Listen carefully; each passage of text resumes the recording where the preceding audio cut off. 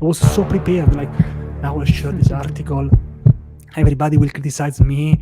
I was like sweating. Let's publish this article. Oh my God, what can happen? Someone would say, oh, this is bad. I got 0 interactions.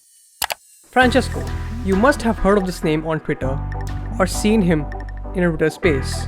He started his content creation journey by making Docker content and now moved to web3 stuff, building an audience of more than 100,000 people. In this video, we sat down to talk about his web3 journey. I think that 95% of the people who are in Web3 are learning. Resources. One way is to use something called hard hat, like a hard hat. Patrick Collins' video on Fleetwood Camp, it's 32 hours long. And also Web3 content creation. So make sure to watch this video completely. And if you enjoy the video, make sure to like and subscribe. Here now I'll go a bit emotional because 10 years ago I had a very...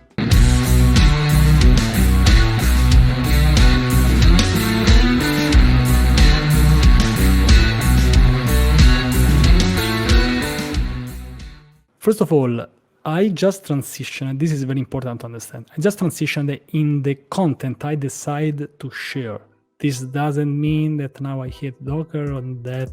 I decided to make a switch in the content for different reasons. The first reason is that I like to create content that it's very useful for me. So since I'm learning something new, for me it's easier because I see the benefits, and I don't have time to make a paid course, for example, for Docker. I'm very focused on developer advocacy, learning new things. So that's it. And the transition for me, it has been about learning every day. I started a bit in private, I can say, so just to check it, because I didn't want to confuse my audience, and still I don't want to confuse it. So probably I will still make some Docker events. I'll share some Docker stuff, but not every day now. Maybe every week. Because I don't want to mix many things. Because now I'm very active on the community. Also do podcasts. So I decided for the technical content, to basically now share more stuff about Web3 because it's more useful for me. That's the transition that I decided to make on social media. And to be honest, I'm very happy with this. Also from the social media presence perspective, it started to really skyrocket. My account skyrocketed. I mean, it was going well, better than before. So it means that my audience appreciated it. Someone is disappointed, but by the way, it was everything I did. It was always for free. So if you don't like what I do, it's okay. I think it's very important on social media to understand that you don't have to just go there getting nothing back. For me, it's from a learning perspective. It's great when I can share something that I'm learning. I can make a live stream of while I code. Or when I share a thread, when I share a post, I'm also learning. So this is the biggest benefits that I see, but I still like and love all the Docker team and all of that for sure. Yeah. So how did you take that first step into going into Web3? Because when you say that you share content about both this stuff, you still need to have, check as to you are sharing the right stuff to your audience. So how did you take that first step into learning Web3?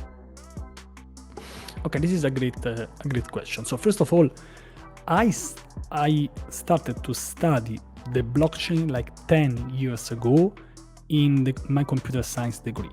So I already heard this. Okay. So when I started to see again the hype of the blockchain on Twitter, I said, okay, so this is interesting, something that I was doing some years ago, okay. And then I started to check something in private, I will say. So just, dedicated just 10 minutes, 15 minutes. And then I went in December, I went to San Francisco because I also met the Docker CEO. It was amazing. And yes, so when I came back, I said, okay, so now I want to learn and share stuff about Web3. How the hell, can I do it? Because I mean, we are always busy on social media. We need to stay every day, otherwise, so I don't know. People think that we are dead. Maybe we're just enjoying our life, but this is how it works. And so I decided to to challenge myself for the single reason that I hate losing challenges. I come from the sports world, and when I lose a match, you see the worst Francesco ever.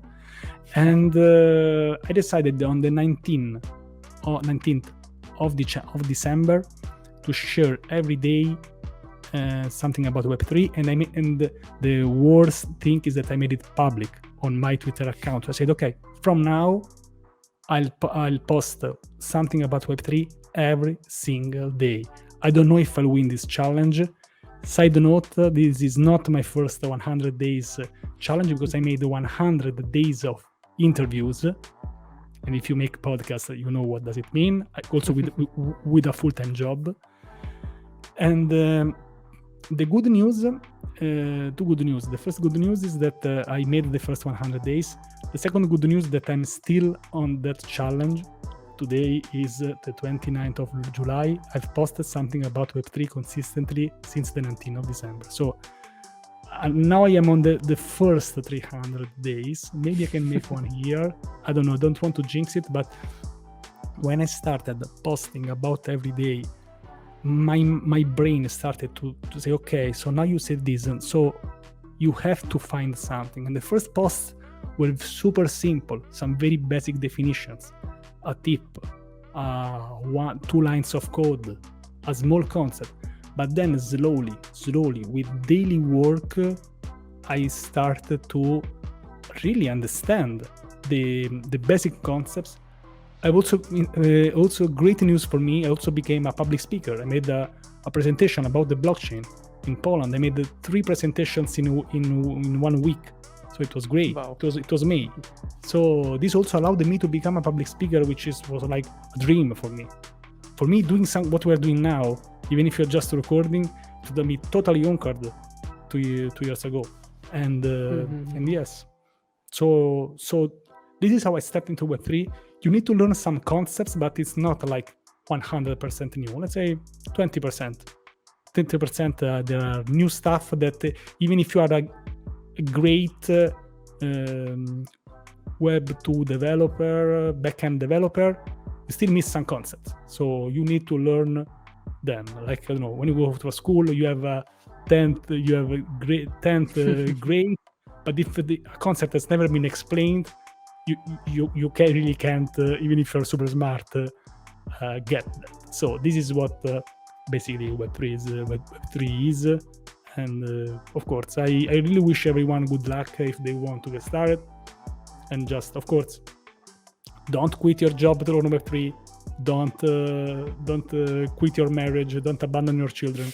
Just be careful and consistent every day. And I managed to find the time because I put this in my routine.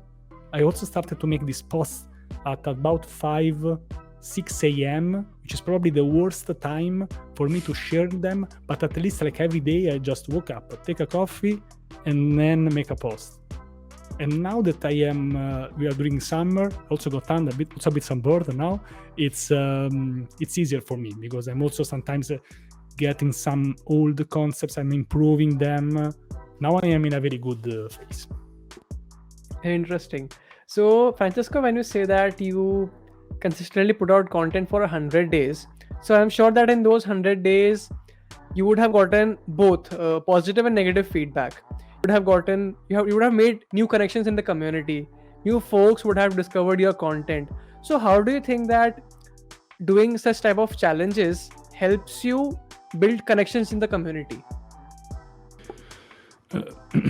It helped me a lot because basically I think that 95% of the people who are in Web3 are learning. They're students. The real experts are like, you can count them on the fingers of a hand. The rest of us, and I am them, there of course, are learning new things. And so if just by sharing thinks about Web3, people say, okay, so Francesco is into Web3, let's make a podcast with him, like we did, for example. So it's also a subtle way to tell everyone, I'm doing this. Do you want to do something together? Do we want to talk about this?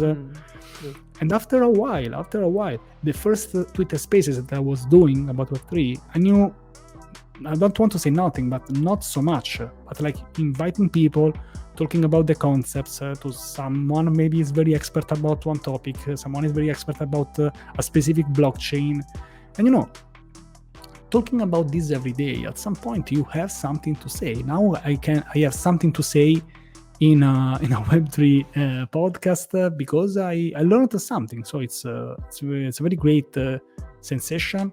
And yes, for now I'm super happy, and also let me say this: there is a little hack, because in Web3 the content is always new. There is it's not saturated the world, so there's always something new. There is some blockchain which fails.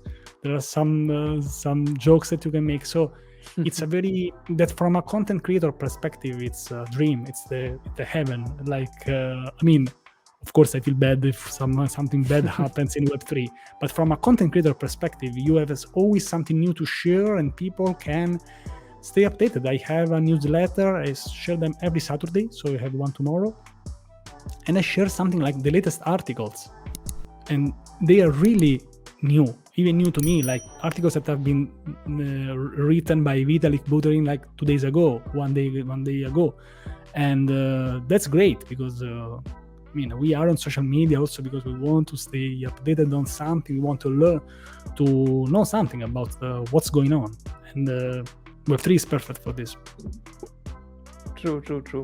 Francesco, Web3 is based on communities. Like Web3 truly believes in the power of communities, right? But I struggle with one thing. Like if I join a Discord server or any sort of a community channel of any Web3 community, everybody has NFTs as their profile pics.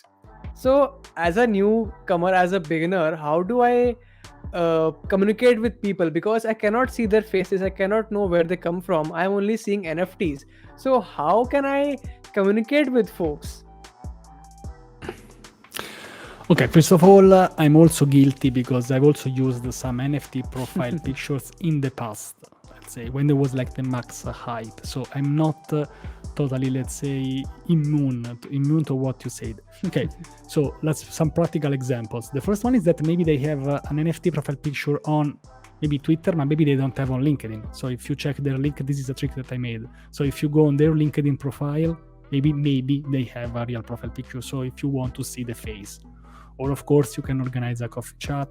Sometimes it happens that someone has there like a fake profile picture, NFT, of course, a profile picture for a while, for different reasons. Maybe because they support a project, maybe because they're working for a company, so they want to promote it. There are different reasons, but I think that the best way is like to send them a DM, like, are you a real person? And organize a coffee chat with them. But usually it's something that it's not just about a profile picture. You can also fake a real profile picture if you want. So yes. So I don't know. Maybe that's it. I've also used some of them, and for just some weeks. Someone complained, but now nobody remembers. People don't even remember what they had for breakfast. So yeah. So now that we're talking of NFTs, where do you stand on NFTs? Because I have had mixed opinions from folks in the community. Some are pro NFTs, some are non-NFTs. So where do you stand on that? Okay, I think more on the no side rather than on the yes side. I never bought an NFT except for example joining a server, for example Developer DAO, for an Italian creator who made some of them. I never bought and resold an NFT. Like it was called like them flipping NFTs. Never did this. I think that NFTs are the first use case, real world use case that gave the hype of Web3. Now, this is good and bad at the same time, because of course, when there is a hype, it's like the AI. You remember? I don't know. I'm old enough that we had the hype of the AI in the 80s. It was like films like Terminator, Like, okay, so the AI will take over for 2000. In 2000s, we still have problems with like very basic stuff. So sometimes there is this hype. There's also some curves, like there is this hype. Then it slows, and then it starts again to grow in a more normal way. And I made a video. Now I looked at that about 6 months ago that I said like 95% of the NFT projects is about to fail, and probably I was right, and I should check it. So I like the NFT idea, not on how we are using it now. I think the best use case for NFTs is when you connect this with some activity. For example, if you have an NFT with a Francesco's face, I don't know, it can be literally everything. I don't know, we can have a call every month, or we can make, I don't know, this activity, or I don't know, when we will meet, I'll offer you a beer, something like that. So it's something that it's connected with an activity. Now I said random stuff, of course, but this can be useful to create a connection with the people who follows you, and maybe give some discounts or other stuff. I think that's the best part. Apart maybe from a pure art perspective, but that's art. If you buy art, you don't explain. Like you like a drawing, you pay for it, you have it because you like it. That's art, and there we can't like syndicate because it's just a very personal perspective. So if someone, like, let's talk about now learning and getting into Web3 for a beginner, somebody like, okay, so if someone wants to get started with Web3, so when we talk about Web3, there are lots of categories. Like there's a blockchain developer, you can be a front-end developer, you can be a smart contract developer. So how do you start to learn from the basics? Do you start to learn everything as a whole, or in the beginning it is important for you to categorize where you want to go forward? Okay, I think that deciding sometimes it's hard, so it depends also on your past. By the way, we forgot also that there is the developer advocacy that can also be great for Web3. I know many of them, and they're all funny and great. And okay, so basically I will start with the basic concepts. I'm very focused on social media, sharing about concepts, about Web3 and the blockchain, because I'm a huge fan of like basic concepts, basic definitions. And then there is so much knowledge about on YouTube, even some paid courses, but I think that you should start understanding what the blockchain is. There is also something called the Merkle trees. If you like, it depends on how much you like the theory, consensus algorithms. And then there are some, I will also get my hands a bit dirty with an example. There are different ways, different approaches. There are two ways that you can get started. For example, if you want to write a smart contract, one is using a browser IDE called Remix IDE. I think I have one of the shortest Solidity hello world on the whole internet. It's like 1.5 minutes. It's 100 seconds, and I tell you what you should do. And it's very short on purpose because you don't have to download anything. You just go on a website. It's a browser ID, and then you type something. So that's if you want to see something. If you want, I still have to do the tutorial, but if you want, for example, having to have a local development environment to understand all the pieces that has to go together, then you have to, you can do this in different ways. One way is to use something called hard hat, like a hard hat, and which is a node project, a node package. And but in that case, you have to install a wallet on your PC, for example, using MetaMask. So you have to set up a couple of things. You have to use a test network. There is something called test networks in the blockchain, so you don't have to, because when you deploy a smart contract, you have to pay gas. And of course, maybe if you just want to get started, maybe you are also a student, you don't want to to pay, I don't know, 50, but not even $10, not even $5, not even $1 to make a test. So, and I think it's reasonable. I think that the first approach on Web3 will be like, it's really like a scam for the new people that they ask you money to get started. So you don't have to to pay, of course, to deploy your first smart contract on a test network. And yes, I think, and these are the way you can get started. I'm also shameless plug. I have a GitHub repository when I share a lot of stuff, links. I also put them all my daily posts that I made. There is since the 19th of December, all the posts day by day. I also use them to search. Good luck if you want to check them all. And yes, but it's there are different ways to start. There is Patrick Collins' video on FreeCodeCamp. It's 32 hours long. I'm not joking. This is not a joke. It's really 132 hours. And for example, it's great if you don't have a Netflix subscription. You can just, you have content for at least 2 months. I think. Don't watch this in 3 days, please. Take care of your life. And that's it. Also another debit articles, both on FreeCodeCamp and also on Dev2. And there are many great content creators, Vito from Alchemy, Ed, Austin Griffith, probably someone that now I'm forgetting and they will hate me. But yes, there are many people. Also, I think that for a beginner who is learning Web3, who teaches him, how he learns? He watches YouTube video, he takes a course, and more importantly, who is the instructor? That plays a huge role. Like for me, I watched a course from the Prime Egan on front-end masters. So the way he explained things and the way he went into depth of things, that really made my basics clear of starting with Web3. So I think that having a good teacher early on is also very important. Well, you are speaking to a person who has two parents teachers, and I've been a teacher for the most of my life. So I understand when we talk about teachers. We have been talking about school basically for all my childhood. So for me, school and teaching is basically, it has been my life. It's still my life. My content creation is a sort of way to teach, and I think teaching is a mission. And yes, this is why, for example, this is a great point of yours that maybe you should not stop or should not hold yourself at not creating content, because maybe you have a style that someone likes. Someone will not for sure, but someone maybe they like your style, how you explain things, how much you go in details. Someone could like a really detailed video, someone could not just want to go straight to the point. And this is why there are not just 2 content creators on YouTube, but there are more. And they can be all successful because they have their own different styles.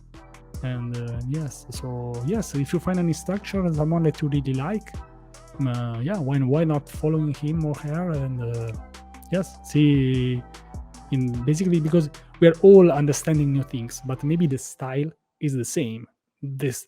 My style, my bad or good accent will be the same, even if I talk about Docker, if I talk about Web3. You can like it, you can don't like it, but at least you have a choice. And I think there is a lot of free resources. No, it's not a coincidence that I created a project called the Free Web3 Project, a free Web3 newsletter, because I have this concept that, in my opinion, we should start with free resources. I'm not against paid courses. I'm a huge fan. I bought many courses. I think 80 courses on Udemy, something like that. Wow, that's a lot. I know there is someone who did even worse than me, but I don't want to win this challenge of who has more Udemy courses. True. Makes sense. Even more so, rather than the free courses, Francesco, you can follow folks on Twitter and LinkedIn and YouTube, and you can learn so much. There's no need for you to buy courses, either free or paid, no matter what course. I'll ask you a tough question here. Like you mentioned about the people following folks on Twitter for the content or whatnot. So you had a 60K, around 60K, 70K audience on Twitter while you were posting Docker content, right? And now you have started posting more of Web3 content. So I want to ask you, what have you analyzed? What does your audience want more of? Like your audience is now consisting more of Docker people or more of Web3 people, or are they just there to watch your content? They just like your style. This is a great question. Okay, first of all, before starting creating content about Web3, I've been thinking of at least 2 months, because when you have When you have 100, 200 followers, you can do whatever you want. You can even post a picture of you shirtless and it will be totally okay.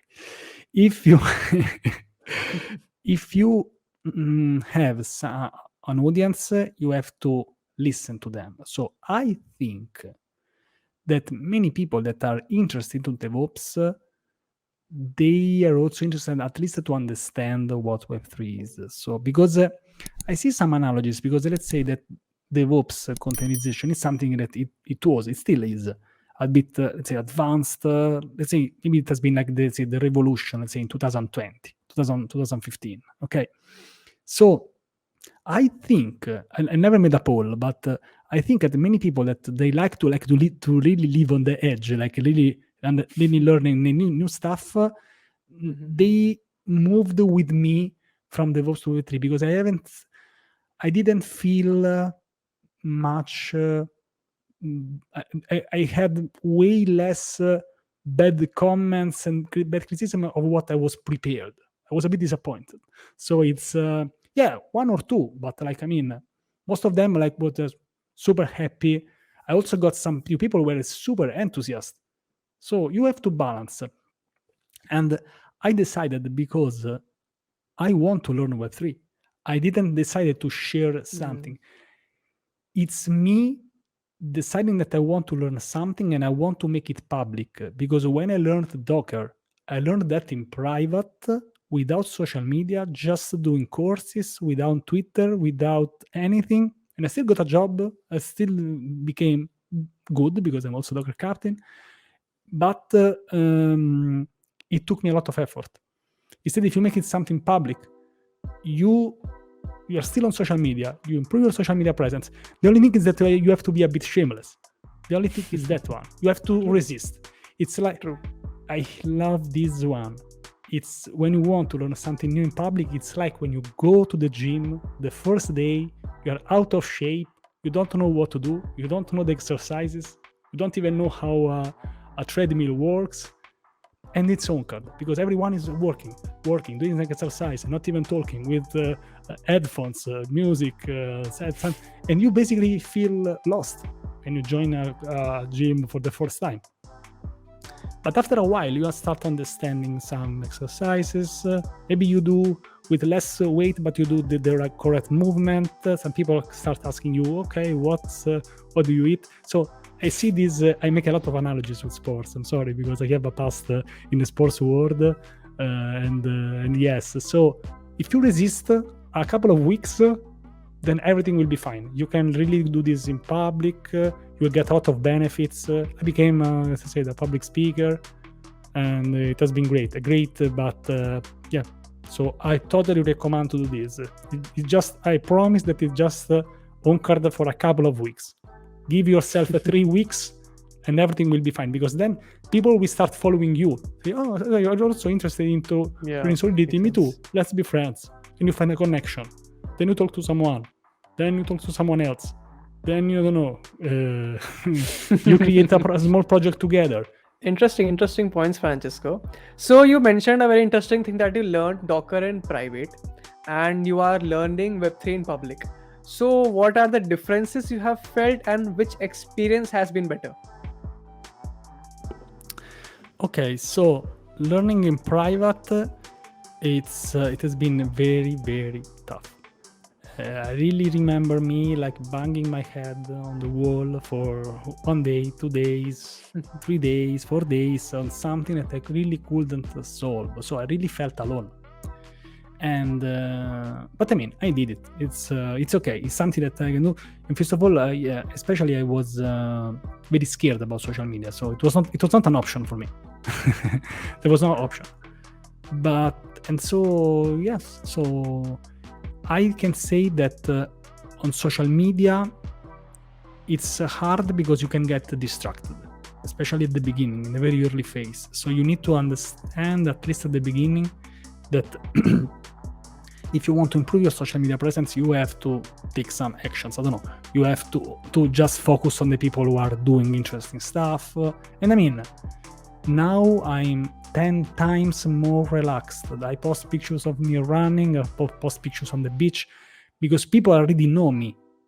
I already post a lot of stuff. So I can really post a picture of my dog. I don't have a dog, but I can either post a picture of something and make a joke, and it could make sense. Instead, at the beginning, it's very hard to get noticed. This is the reason why I decided to create a community of content creators, basically to help each other on creating content, getting the visibility you deserve, because social media and content creation are two different things. You can be a great content creator, but getting zero visibility just because you don't have a presence on Twitter. I know this because I've been there. So I know exactly what I'm talking about. The best will be having a social media presence, being a content creator, and also having a life, like sleep, eat, and having a family. So that will be the best. But and so sometimes it's hard. So at the beginning it's very hard on social media, but this is a way. You go public, you make some mistake, someone will correct you because on the line 20 you didn't put a semicolon in the tutorial. Okay, I'm sorry, but usually if most of them, they are good criticism. So I would say also to don't take it personally. I think there are 3 feedbacks that you can have on social media. The good ones, also called like the grammar feedback, like that's awesome, amazing. Then there is the constructive criticism, like this one. And I think there are different ways to say this. For example, Francesco, I liked your tutorial, you missed a semicolon on the line 20. Or, Francesco, this tutorial sucks, you missed a semicolon. I said the exact same thing, but in two total different ways. It's about how you say something, you know. And then there is, of course, the third thing is that, like, hateful comments, something about your aspect, your accent, something. So I would focus on the first 2 types of comment. The first one because they're cool, just to relax, because you made something, someone said, okay, so this is super cool. And also the good criticism can really be helpful for you to improve. So also listen to them. And but of course, if you learn in public, you get a lot of benefits. True. Makes sense. That's a very good point, that constructive criticism is fine, but it should be in a limit. It should not hurt the feelings of the other individual, and it should not cross a line, so to speak. Yeah, I mean, especially if you are getting some free content. If you didn't, I mean, True. when you go to the cinema, you can say, okay, so this movie sucks, but at least you paid the ticket. If you go on a YouTube channel and something that I know, I think when I get a very bad comment, it happens, by the way. I want to tell that if someone gives, like, say, this is so bad, I imagine that person like a person totally out of shape on their couch, doing nothing during the day, just eating chips and I don't know, drink something bad. So this is how I figure out if you ever made a bad comment about me, even if that's not true. So this is important because it's hard. It's hard to show your face, expose yourself, and everyone can say, I don't like your hat. It's okay. I mean, but it takes a lot. It takes a lot to have this thick skin. But I mean that if you balance the benefits and the cons, the benefits are so heavy. There are so many good things that can really happen to you. But yeah, so I would always be on the side of the people who create content like you do, for example, because it's hard, especially if you want to do also something else in the meanwhile. True. Okay, Francesco. So I want to ask you an interesting question. Like, if you get a chance to go back 10 years and talk to the Francesco 10 years prior, so what would you say to him? Like, have you achieved your goals? Like, are you on the right path to achieve your goals? Or did you discover something entirely new with your content creation journey? So what would you say to your 10-year-old Francesco? Okay, so here now I'll go a bit emotional because 10 years ago I had I don't want to say totally depressed, but I had like something bad happen in my life. So I was like hating my life, saying that everything was bad, didn't want to do anything. So you got the exact number of years. Like 10 years ago, I was not like that, we can say. So I would just give a huge pat on the shoulder and let's say, young Francesco, you are still young.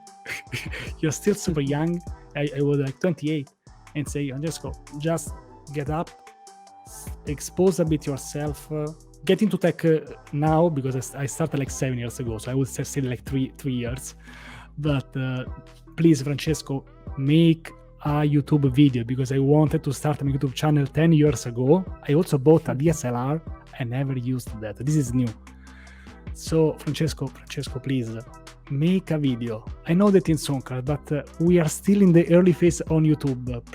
Please make a video. This is of course now it's wasted, but this is what I want to receive. If we can go back in time, let's make him watch this one. This is why, by the way, this is why now I'm so into like helping people to create content, because I had the same problem. When I always say, if I give you a tip, it's because I made that mistake. If I tell you to do something, it's because I already know the experienced the benefits. Otherwise, I would never say do this, because for me it changed my life. Creating content changed my life. And in the beginning, it seems not, because maybe it's not about a single article. When I wrote the first article, I think I got some 10 views. That's it. I was so prepared. Like, now I'll share this article. Everybody will criticize me. Yeah. I was like sweating. I had like, I think 2,000-3,000 followers on Twitter. Okay. So I said, okay, so now let's publish this article. Oh my God, what can happen? Someone would say, oh, this is bad. I got 0 interactions. So, so sometimes is that I think we stress ourselves too much. The truth is that most of the people are busy. They have their lives. They don't have time to read your articles, watch your videos. After a while, if you provide a lot of value, maybe someone will go on your videos, your live streams, your article. But it takes a lot of time, a lot of effort. It's not easy at all, but doing it consistently will have an impact on your life. And I also say that there is like a gap that you have to fill when you basically become a content creator. So there is like a gap that you have to fill. It's like when you go, I don't know, it's like when you go for a diet or you start exercising and you see no results. And you feel frustrated because you say, okay, so maybe, I don't know, my body's different. I can't get fit. But I mean, for the most of us, we have let's say normal bodies, and we can do something with diet and exercising. You just have to be patient. It's very important to be patient, and don't focus on the single tweet that you have to do to go viral, but focusing more like, I don't know, now I want to learn web3. That's like a more generic idea. It's not that like, okay, now I want to make a tweet that gets 1,000 likes. Probably now I can if I want, but that's not my goal. My goal is to decide a direction and just go in that direction with my decisions. If my life, for example, I decided to learn Web3, so if you invite me for a Web3 podcast, probably I'd say yes.